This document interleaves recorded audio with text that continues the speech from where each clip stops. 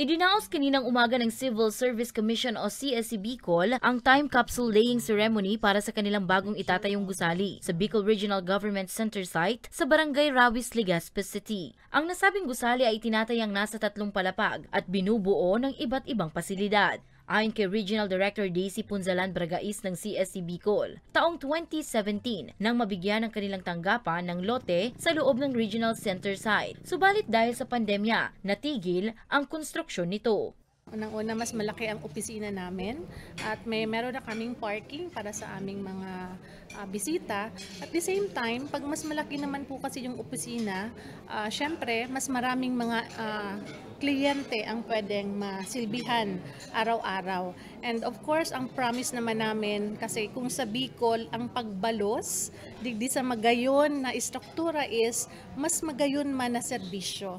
So kung ngunyan magayon ang serbisyo, mas magayon pa. Yan din ang promise ng CSC.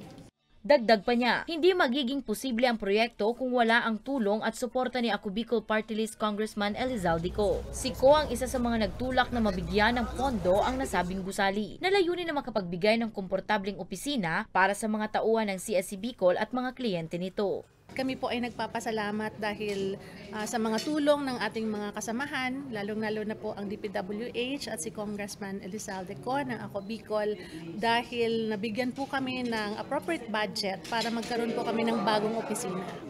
Samantala, 160 million pesos ang inilaang pondo para sa proyekto. Inaasahang matatapos ang CSC Bicol Regional Office ngayong darating na July 2025. Para sa mga balitang Tatak Bicol, Danica Garcia.